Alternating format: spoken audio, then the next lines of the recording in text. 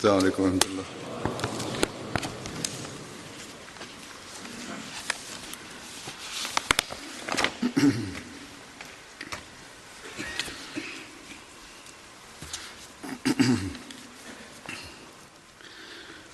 أشهد أن لا إله إلا الله وحده لا شريك له وأشهد أن محمدًا عبده ورسوله أما بعد فأعوذ بالله من الشيطان الرجيم بسم الله الرحمن الرحيم الحمد لله رب العالمين الرحمن الرحيم مالك يوم الدين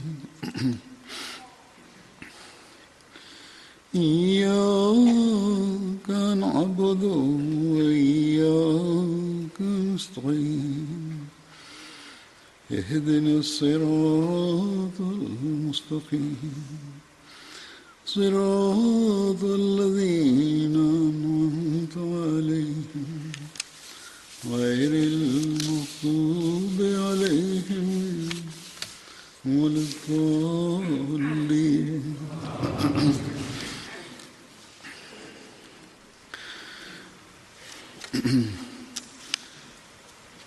बदरी साहबा के जिक्र में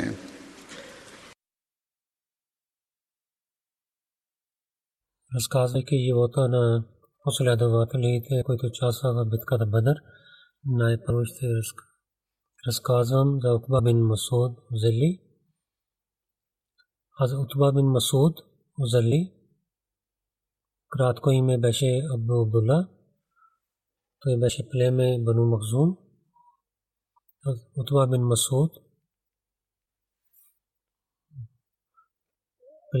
племе Бану Зохра беше приятелите. Баща беше Масуд бин Гафил. Майка Уме Абд беше бинте Абде Убд. Хазрат Абдулла бин Масуд беше неговия истинския брат.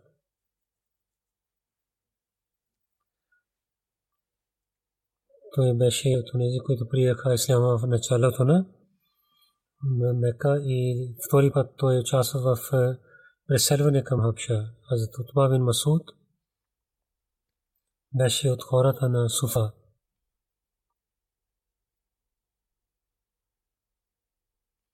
За Суфа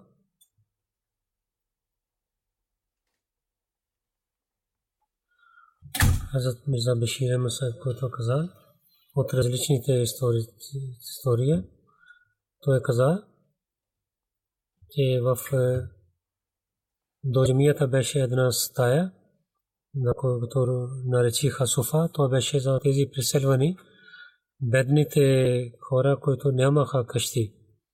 Тези хора живееха тук и нарекоха ги Асхабу Суфа, хората на Суфа. Тяхната работа през ден и нощ беше да живеят при пророка саллаллаху алейхи ва саллям и се молят и да рецитират Корана. Те нямаха работа, постоянна работа. Пророк саллаллаху алейхи ва саллям и самия ги наблюдаваше, гледаше, когато пророк саллаллаху алейхи ва саллям получаваше някакъв подарък или имаше нещо в къща и прекарваше една час за тях.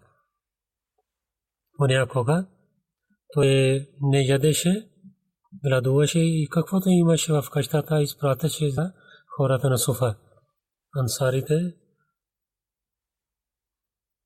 колкото имаха възможността,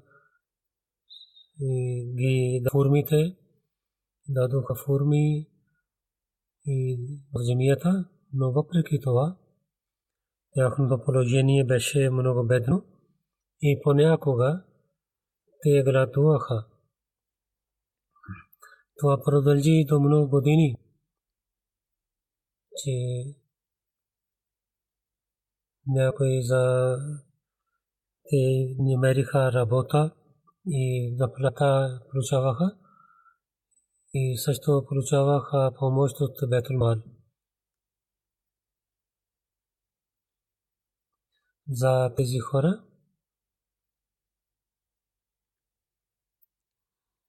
че тези хора през деня живееха при пророка саллаллаху алейхи ва саллям и слушаха неговите думи и през нощта те на едно място седнаха, това място се казва Суфа. Затова тези великите хора се казват Асхаб Суфа. И те нямаха чершев или панталона. Те така взеха чершева, че да скрият тялото си. Те нямаха носия да носят. Абу Хурайра разилата ла беше от тези хора. Той каза, че аз от хората на Суфа гледах 70 хора и техните носия не пристигат до коленената си им.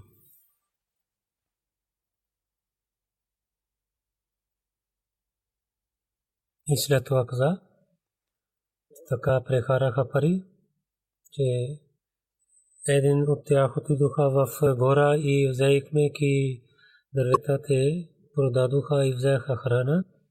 И някои ансарите взеха форми и дадоха и в джамията. Другите хора, когато гледаха, те са неграмотни и неразумни хора, които сядат тук. И може би те мислят, че те са такива хора, които обичат на пророка саллаллаху алейхи ва саллям толкова, че не искат да изоставят неговата къща. Но пророка саллаллаху алейхи ва саллям, когато имаше садка, това пророк изпратеше за тях.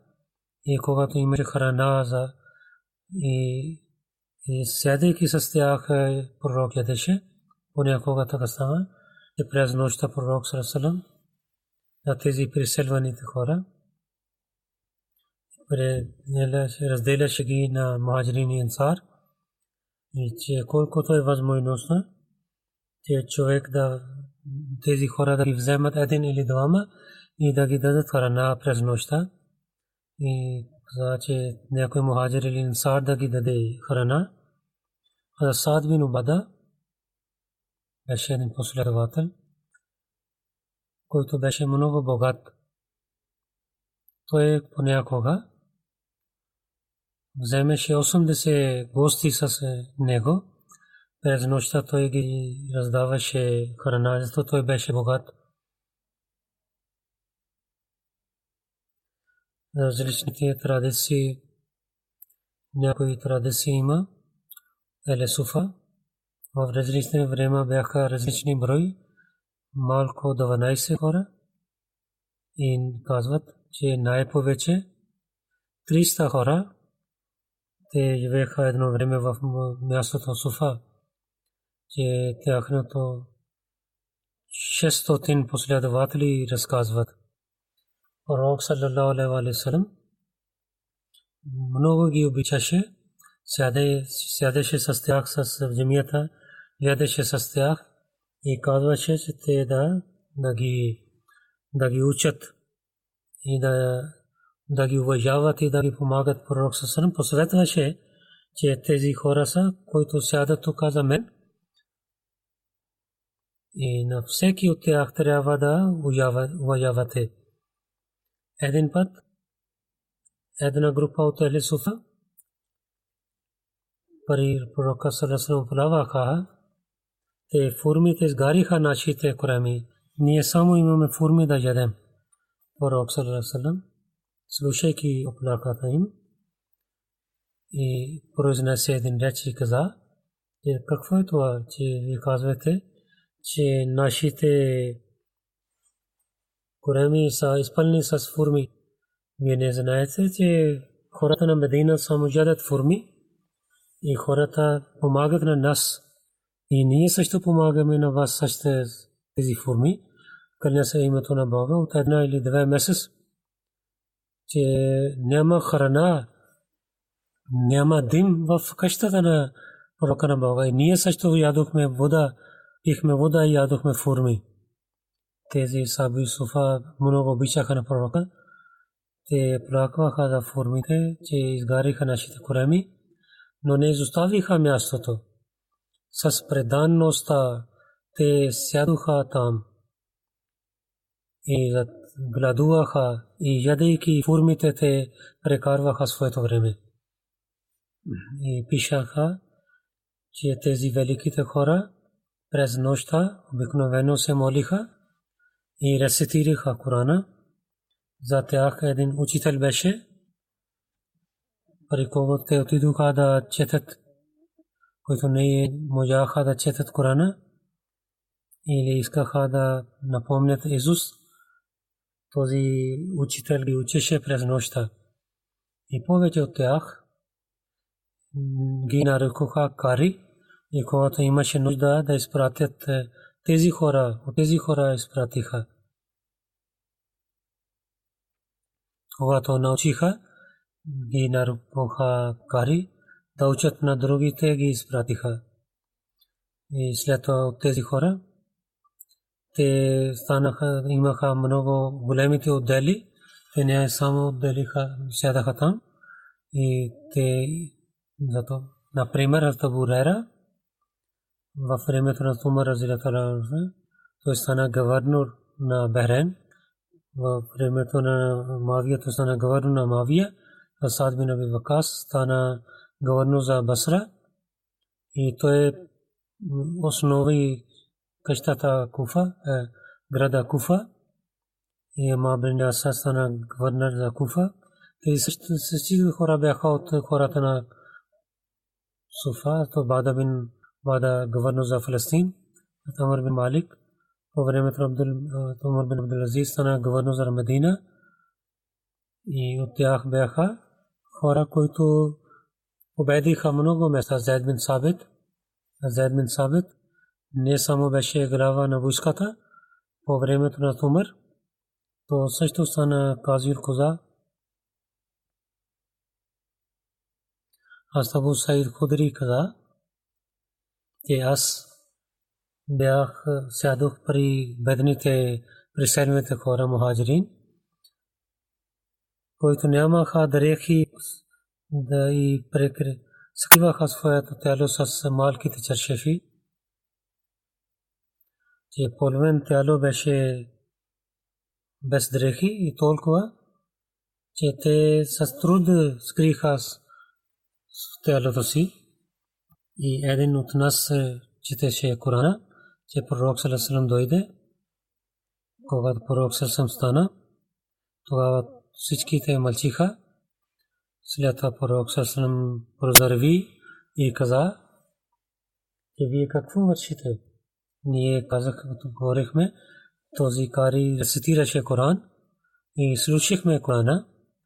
И след това пророк саллаллаху алейхи ва саллям каза, че серата хвале принадлежи на Бога, който в моя народ даде такива хора, с които че трябва да имаме търпение, както те търпят. И този заповед също е за мен. Тези хора казват, че пророк съвсем седна при нас и той е от нас и с ръцете той каза, че аз съм от вас. И той седна при тях и всичките гледаха на него. Този човек каза, аз мисля, че пророк саллаллаху алейхи ва саллям, освен мен, той не разбира, че кой са тези хора. Затова пророк саллаллаху алейхи ва саллям каза, че толкова хора бяха, че групата на бедните мухаджирин, блага вест за вест, че в страшния съд вие половин ден преди ще влизате в раята. Този половин ден е до 500 години. Обещания Масия алейхи салам също получил откровение, където казва пише за Сабса.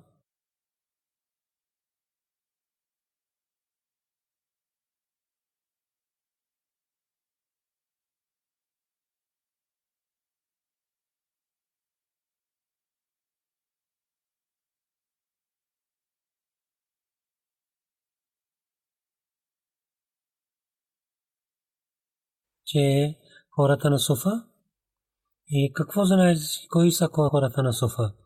Ти ще гледаш, че ще излизат сълзи от техните очи. Те ще хвалят на теб и ще казват, че нашия Бог. Ние слушахме гласът на един човек, който ни зови за вярата. За обещания Масия саллаллаху алейхи ва саллям, то откровение беше, че ти ще имаш такива последователи. След това обещания Масия каза, който хората на Суфа бяха по времето на пророк саллаллаху алейхи ва саллям, те бяха много велики хора, имаха много твърда вяра. И тези хора с предаността дадоха един съвършен пример. И Бог каза, че ти ще имаш такива хубави хора.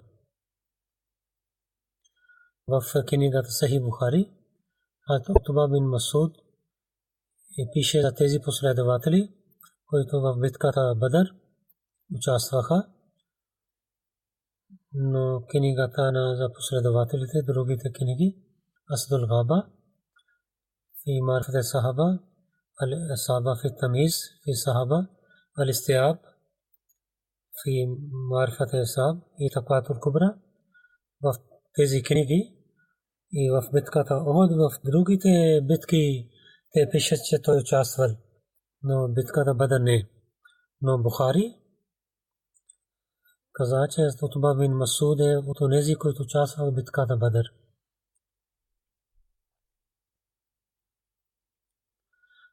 Хазрат Утба бин Масуд по времето на Умар бин Хаттаб 23 хиджри той почина в Медина и Хазрат Умар води неговия джаназе намаз.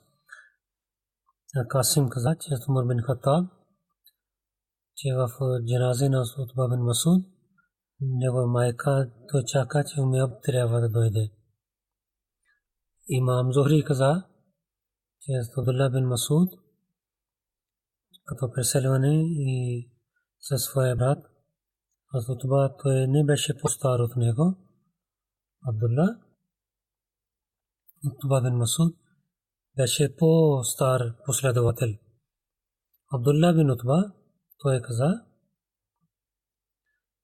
когато Утба бин Масуд почина, неговия брат Абдулла бин Масуд, той излиза сълзи от неговите очи. Някои хора казаха, че вие плачете.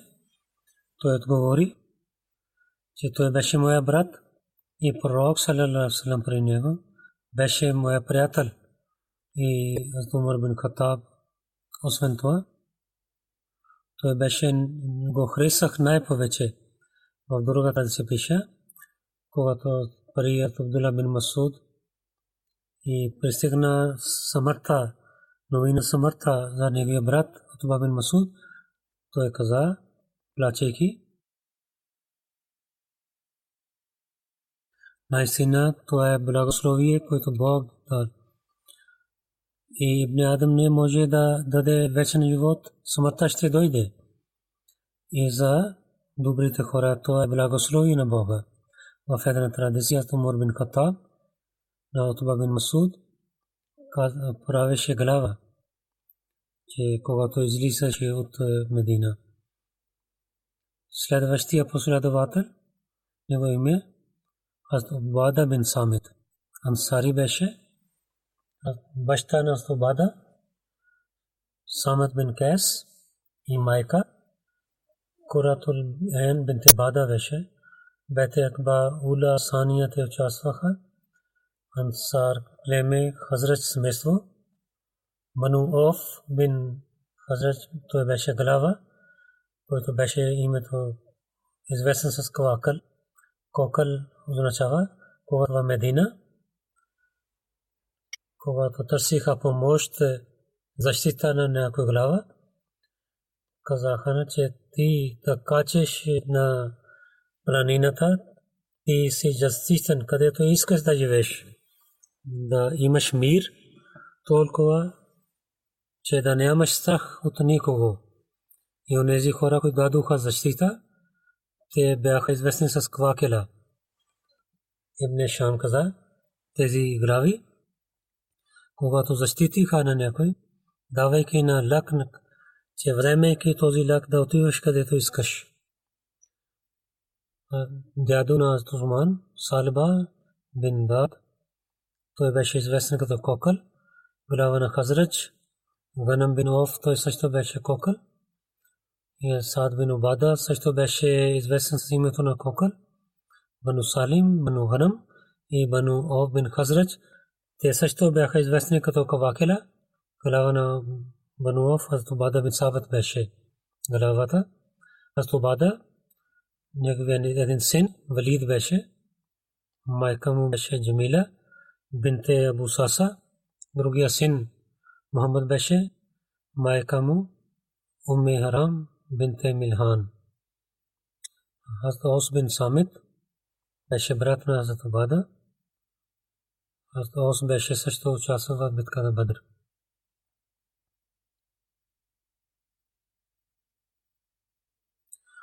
Когато Абу Мурсад Ганави, преселвайки, отиде в Медина, тогава пророк саллалаху алейхи ва саллям с Убада прави неговия брат на него. С Убада в битката Бадър, Охад, Хандак, други всичките битки той участва с пророка саллалаху алейхи ва саллям. С Убада 34 хиджри Рамла, Палестин, той почина. Някой казва, Бейтул Мақдис той почина и там беше погребен, неговия гроб и известен е там. Някой казват, че Азубада почина в Кабрас, когато той беше глава на Кабрас от Умар. Той беше 72 годишен, той беше висок и много красиво тяло имаше. Някой казва, че той почина 45 хиджри във времето на Мир Муавия, но първите традиции са по-правилни. Той почина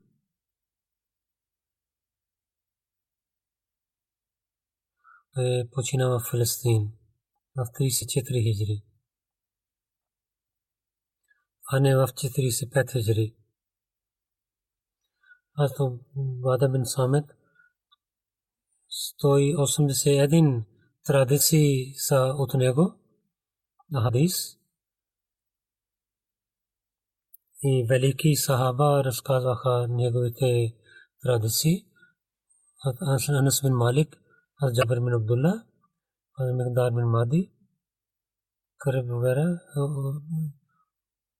Убада бин Сабит каза, някой казва, че Убада той участва в битката Бадър и той беше една глава в Акба нощта. Той каза, че пророк саллалаху алейхи ва саллям, когато пророк саллалаху алейхи ва саллям при него беше една група на последователите, той каза, правете моя бейт на тези думи, да не правете равни с Бога, нито крадете и нито убивате своите деца и нарочно не обвинявате и винаги починявате, който се изпълни този договор, неговата награда ще бъде при Бога. И ако някой върши някой грях и в света той има наказание, този наказание ще го пази. Ако някой върши грях и Аллах скрива неговите слабости и неговото ще бъде при Бога. И ако Бог ще желае, ще го прощава или да наказва. И ние правихме бейт на неговото ръце. Това пише в книгата Бухари. Преселване към Медина. Пророк саллалаху алейхи ва саллям, когато в Куба се моли петъчна молитва, се молейки петъчна молитва, след молитвата пророк съсъм закачи на камилата си да отиде към Медина. Пророк съсъм изостави на камилата си. Камилата гледа дясно наляво, както че тя иска къде да отиде. Гледайки това, не вървеше Бану Салим, гледайки това на мохалата, където пророк се моли петичната молитва. Те питаха на пророка саллаллаху Атбан бин Малик и Нофал бин Абдулlah бин Абдулlah бин Самт бяха. Те казаха на пророка, че е нашия пророк саллаллаху алейхи ва саллям. Елате при нас да живеете. Тук хора са много в това място и ще ви защитаваме и даваме уважение и ще ви пазим. И ние сме повече мусулмани тук. В традициите пишат, че тук са богати хора. Хората са богати, ние имаме пари. Една традиция пише, че елате пари в нашата племе, ние сме повече брои, ние имаме оръжия. И ние имаме много градини и имаме пари и сме богати. И ще ви защитаваме, така казаха, че нашия пророк саллаллаху алейхи ва саллям, когато някой арабин, имайки страх, идва при нас, той търси защита от нас. Пророк саллаллаху алейхи ва саллям, слушайки на тях и се моли за тях и каза, това е правилно. И каза, че изоставете на моята камила, защото Бог ще заповядва на нея, тя ще върви и тя ще седне. В други традиции пише, че пророк саллаллаху алейхи ва саллям каза, тази камила е заповядана от Бога, изоставете на нея. Той говореше усмихвайки, че нека Бог да ви благослови, че каквото ти вие казахте на мес и така камилата върви там. За победата на Египта, Сира Сахаба на писател пише, че в времето на Умар нямаше победа за Египта. Умар бин Аз пише писмо на Умар. Умар изпрати 4000 войска. Една 1000 беше глава на Бада, че всеки глава един човек е като 1000. Този помощ пристигна в Египта. Умар бин Аз, събирайки на цялата войска, произнесе реч, извикайки на Бада каза, дай своето копие на мен. От главата си, вземайки своята шапка и на копието каза, че това е знаме на днес ти си глава на войската. Бог е велик, че когато нападнаха, те победиха града. Първият път. Аз Абдулlah бин Джара се победа на Дамишк, дойде в Химс и те имаха договор за мир на Бада бин Самат, стана глава на Химс и той самия отиде към Хума. Аз Бада бин Самит след това каза, Даския той отиде, той е в Сирия до океана е една град. Хората воюваха с мусулманите, там имаше много високо врата имаше, то Бада взе своите, каза, че копиите такиви, където скриват човек и коне също. И мусулманите опитваха, трудиха да копят земята. През нощта те пак отидоха към Химс и през нощта те се върнаха в своето място, където те Даския мислиха, че те ги изоставиха, когато през деня те отвориха своята врата и вземайки своите животни излязоха. Мусулманите веднъж излязоха, мусулманите нападнаха и влязоха от врата в града и победиха този град. А Бадра вляза в града и на стената се качи, оттам той зови името на Бога, Лаския и Насара. Един народ избяга към Язид. Те казаха, че те да имат мир и първо изоставиха своя град и след това казаха, че ние искаме да се върнем и за да дадат хирач, ги върнаха мусулманите ги земята им, че една част ще дадете от реколтата и тяхните място, където се молиха, ги върниха, че да се молите както искате. Мусулманите лаския с заповеда на Тобада построиха една джамия, която стана много широка. И мусулмани пристигнаха до океана и победиха един град Балда. От Джабла крепост беше до 6 мили. Тобада и неговите приятели, мусулманите. И след това много места победиха. Кандуз, който Сирия до един океан има един град. И в Сирия Лаския, Джабла, Балда, Далтус, Бада бин Самате, той победи тези места.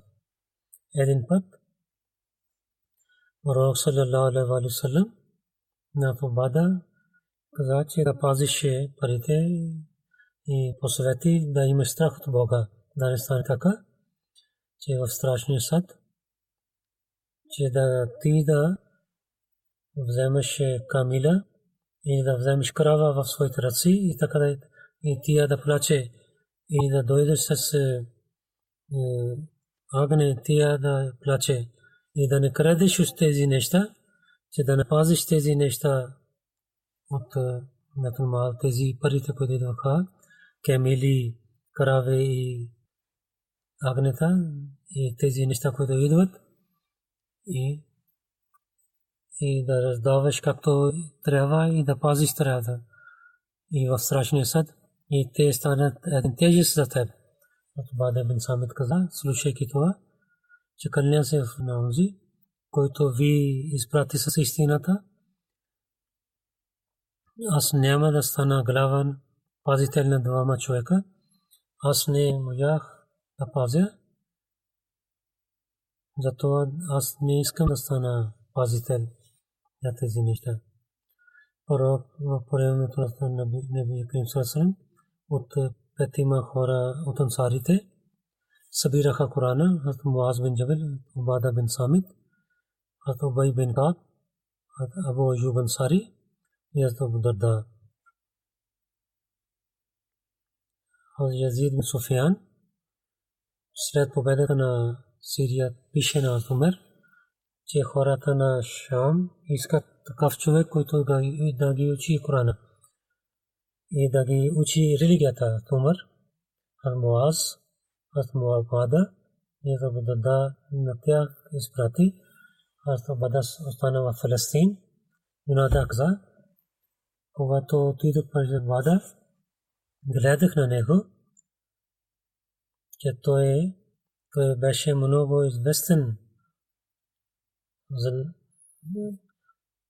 опитан в религията. Умар, Бада и неговия сати Дарда ги изпрати в Сирия да учат Корана на хората и да ги учат религията. Бада остана в Химс, Дарда отиде в Дамишк, Муаз отиде към Палестин. И след малко Бада също отиде в Палестин. Там Амир Мавия и не съгласи с Бада, на когото Бада в религията. Те имаха разногласия, Амир Мавия, и с строги думи говори с него. Бада каза, аз няма да остана с теб, така той отиде в Медина. Умар пита, че защо ти си върна? Бада каза цялото нещо, че така имахме разногласия и той с строги думи говори с мен, заради това нещо той се върна в Медина. Умар каза, че ти да се върнеш обратно и Бог няма да даде бъркат и няма да даде бъркат, където ти не си. И от старите последователи, които знаят религията, те трябва да отиват там. Така няма да имат тази земя късмет. И също пише на Мавия, че ти нямаш глава на Бада, ако той разказва за тези неща. Ти слушай и той правилно казва. В Бада има за него много други неща, които иншаллах таала в следващото проповед се разказвам. Защото това е дълго нещо и трябва повече време. Сега аз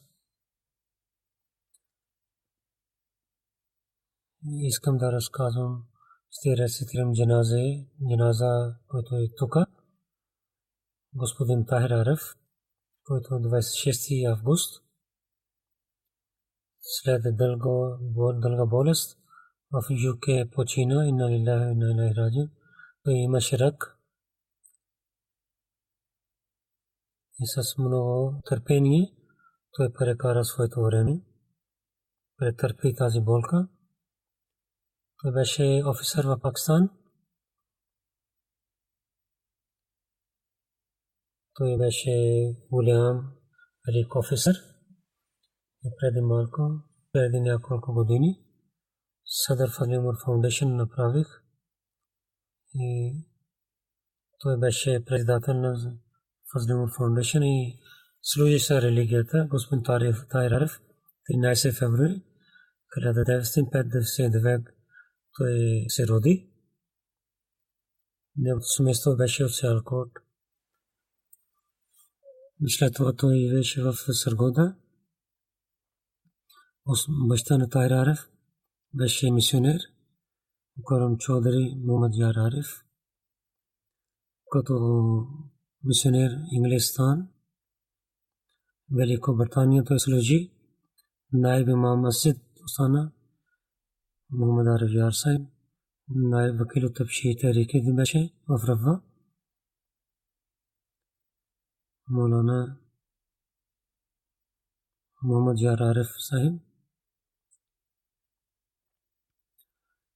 той беше от великите опитни ходи на джамата.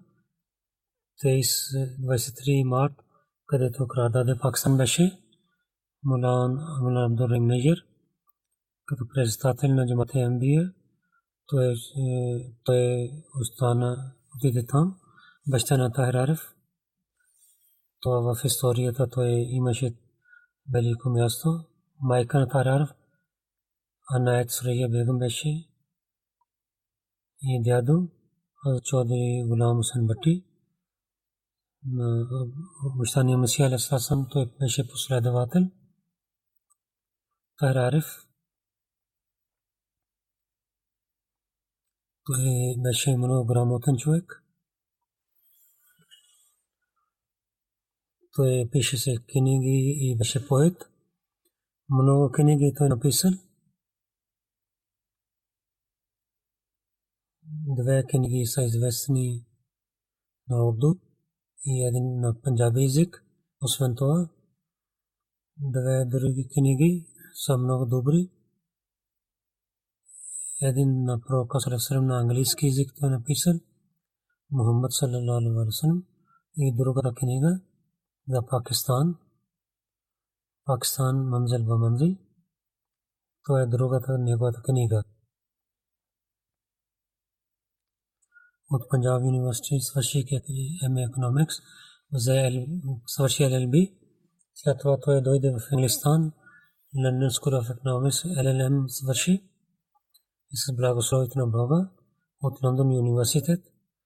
Mark of Merit награда той получи от Лондон. След свършийки учението, той отиде в Пакистан и CSS Civil Service Пакистан той беше свързан с благословие на Бога, имайки развитие, инспектор на полис, IG стана и в такава положение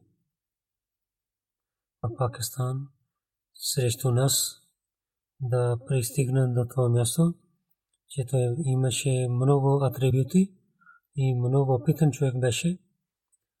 Pakistan Police, FIA и Immigration Intelligence Bureau той работил. Когато той беше да учи в Инглистан, Великобритания, четвъртия халиф Чодри Шисай. Той е написан книги за децата. Той също помогнал на него да пише тези книги. И той служи дълго време това. С благословието на Бога обещания Мусия алейхиссалату вассалам на неговите книги той винаги четеше и винаги някаква книга в него четеше, а не само четеше, той вземеше нотс и говореше своите приятели за темите на тези книги.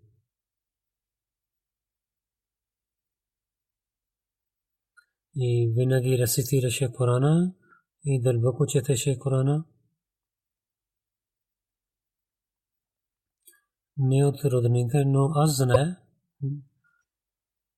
че говорейки, аз знаех, че постоянно той се събуди за тахаджуд и се моли таджуд намаз. Когато служи в Пакистан, където живеше, винаги беше готов да служи на джамата. Имаше много кураж с благословението на Бога, както ви казах. Той беше много опитан човек и затова четеше книги за религиозни книги, другите книги и знание беше много хубаво. Той използваше своето знание и за джамата. Имаше много добър начин посветваше за халифа. Той беше много кураж имаше и нямаше страх от другите хора. И целия живот той питваше да стане, да помага на халифа и да бъде свързан с халифа и с благословението на Бога. Гледах, че Бог му дал успех в този опит. Учихме заедно и от детство го познах от това. Той имаше много желание да учи и произнасяше много хубави речи. И по това време в коледж също той имаше много знания за религията. Това искам да ви разказвам, че за ходам, за мисионери, той много уважаваше и освен това за приятелите на Ахмади, винаги беше готов да ги помогне. Той имаше много велико място за Ахмадите, което беше позволено, той винаги помагаше. Фазил Фаундейшн в 2014 започва неговата работа. Когато правих директор Фазил Фаундейшн на него, и след това 2017 година, Чодри Хамидулlah Хан Сахиб, когато почина, когато той беше Садър Фаундейшн, аз на него правих Садър Фазил Фаундейшн с благословението на Бога. Както ви казах, до самата си той беше Садър Фазил Фаундейшн. До самата, когато той дойде в Великобритания пред 2-3 месеца, с много труд той вършеше работа с Фазил Фаундейшн. Участва в всичките събори и имаше интерес. И когато той работата стана много хубава. Той застави жена Ниса Тахир Сайба, син Есфанд Яраров и 3 дъщери Таибаров, Зазот и Бина Тахир Ариф.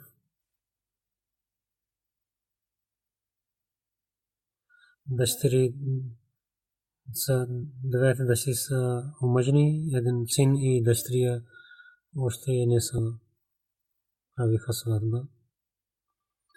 Дъщеря Таибаров, дъщерята тя пише, нашия баща Тахир Ариф Сахиб Мърхум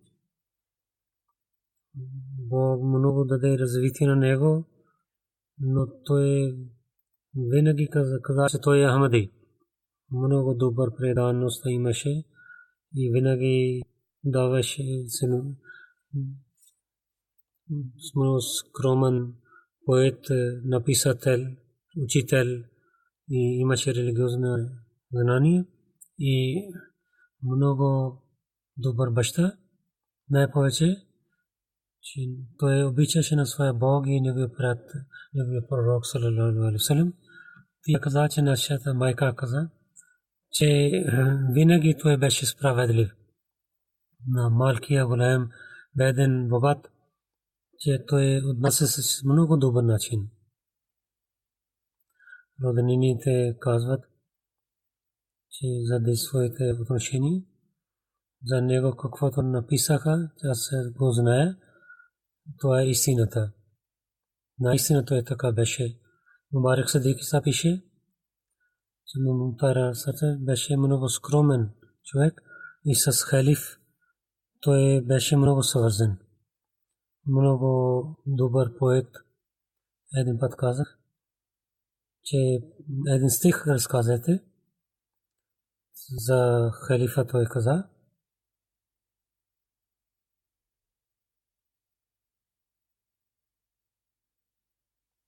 Каза, че един ден някой човек каза, Тахир Сахиб, Бог дава воени на всеки Ахмади. Вие в полицията бяхте много велико място. Той каза, че най-великото място за мен е, че аз съм Ахмади. И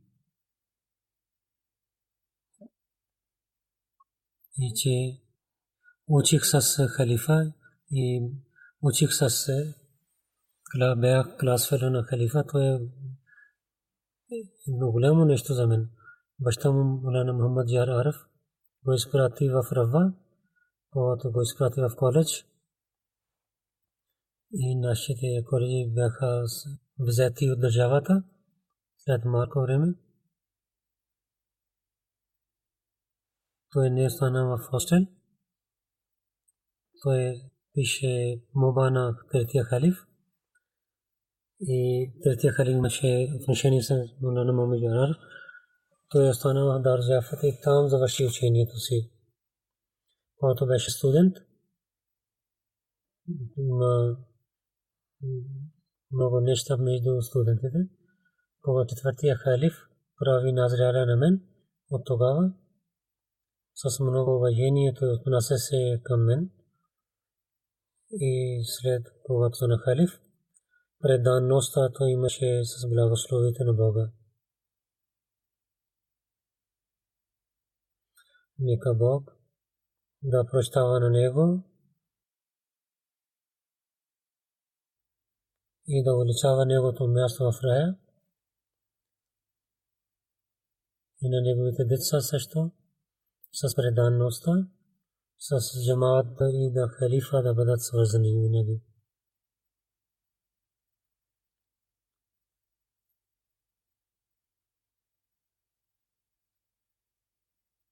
Приятелите, роднините, те написаха, че той имаше много скромността, той беше много знание имаше за религията с благословите на Бога.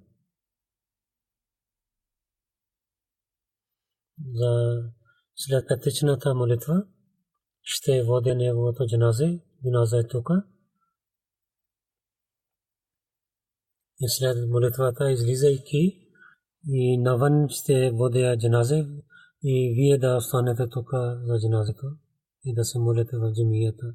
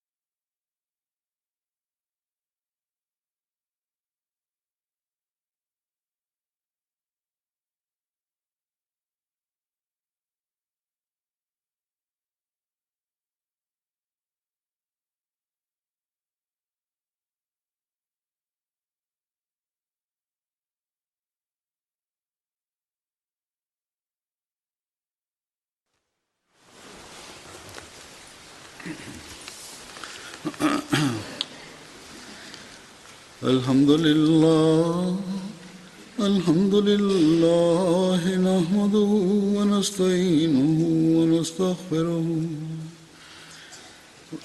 ونؤمن به ونتوكل عليه ونعوذ بالله من شرور أنفسنا ومن سيئات أعمالنا من يهده الله فلا مضل له ومن يضلل فلا هادي له ونشهد أن لا إله إلا الله ونشهد أن محمدا عبده ورسوله عباد الله رحمكم الله إن الله يأمر بالعدل والإحسان وإيتاء ذي القربى وينهى عن الفحشاء والمنكر والبغي يعظكم لعلكم تذكرون اذكروا الله يذكركم وادعوه يستجب لكم ولذكر الله أكبر.